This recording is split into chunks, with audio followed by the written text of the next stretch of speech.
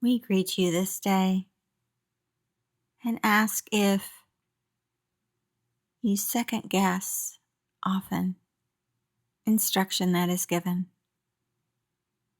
Do you find that you already know the answer? Do you find that you are already doing the steps? Do you find a word or two missing in what you hear? And so how can it be right and just and measured in what is being conveyed? And perhaps you are not receiving as you would like to receive, for the mind questions each and every word, each and every insight, which is fine to do. But we will say to move into the space where the mind does not seek dominant control. And that is establishing your practice, do you see? Your practice may be most methodical and may be most resplendent and may be all the steps that you need to incorporate. Or perhaps could there be one more thing that might be, could be, should be included in the process that you are already in the most measured steps of engaging.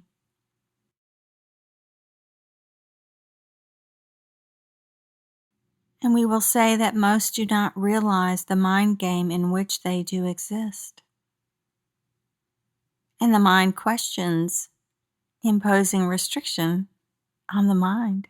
For the mind has had dominant control, dominant abilities, and no questioning mode, often by those who seek to pacify the mind.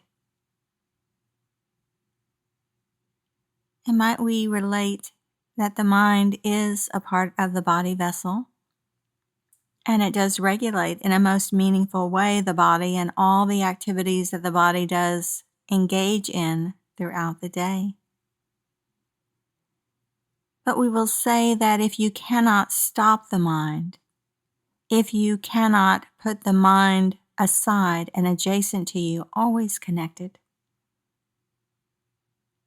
but not in the position of prominent power arching over the body form.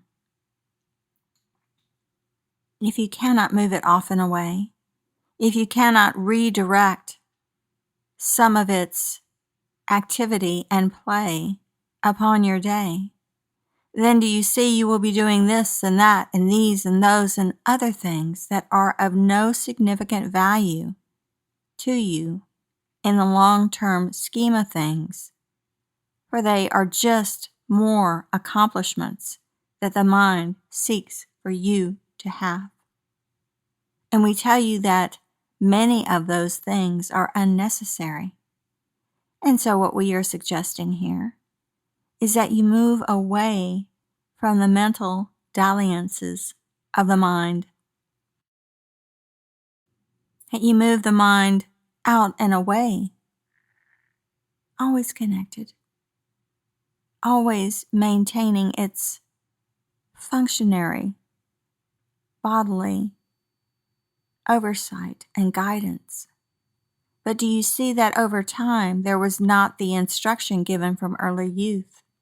There was not the understanding that the dalliances of the mind would be endless, unceasing, always present, and that you must be the recognizer, the discerner, the interpreter, might we say, of what the mind is doing, that the mind is distracting, that the mind is taking you on a joyride, so to speak, but sometimes it is not in a joyous way. And so we want you to recognize this. We want you to recognize that this enterprise, this undertaking, this activity, this need to watch this or that on television, this need to travel here or there to check it out, this long list of activities and duties and obligations and needs and necessities are unnecessary. They are simply a lengthening of the list of to-dos that are of no real measure or value. And do you see, until you get about why you came into embodiment, why you are here in the first place, then you will continue on as you have in this life, and perhaps many others, in an unconscious sort of way. And we seek for the conscious awareness to be more present within your daily activities, within your strivings, within all that you do, so that you can get about to return from whence you came. For you were not always in this humanly sort of way. And so recognize this and know that we seek to provide that pathway, that significant pathway of purpose, of why you are truly here, and what it is you might seek to enlist this day as opposed to that. And we believe that the mind is the most significant contributor to the reason you remain tethered to this and other lifetimes. And so get a control on the mind. Recognize first and foremost that it does seek to misdirect and mislead to an extent, because it is like the child who reaches for a cookie, and until you stop the child from having a cookie for breakfast, he will want to continue on that pathway because there is a measure of enjoyment of it. But perhaps it is more the enjoyment of knowing that they are doing something that they need not do, knowing that they might get caught, knowing that there is a measure of intrigue in the quest, of the doing, of the activity. And you must be the awareness. Seek and intend to remain consciously aware.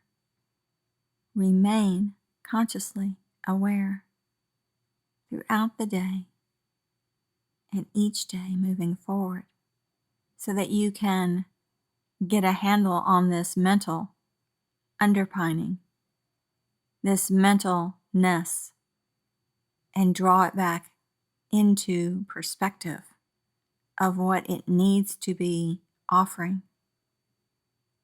For it is a tool, and you must put this mentalness back into the toolbox in its rightful place,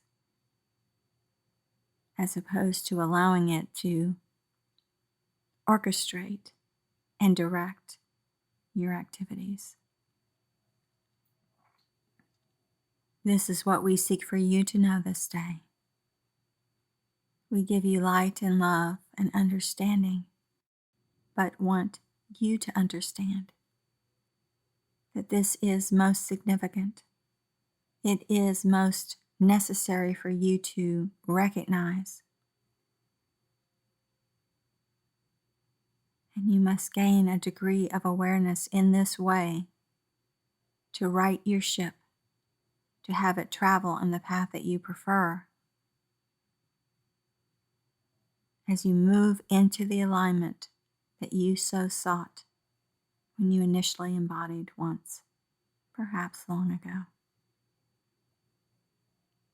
This is what we wish for you to know, to understand, to recognize, and to move in a way today, moving forward, unlike any other. As you move in awareness, in knowledge, and knowing, and righting the vessel upon which you live this life.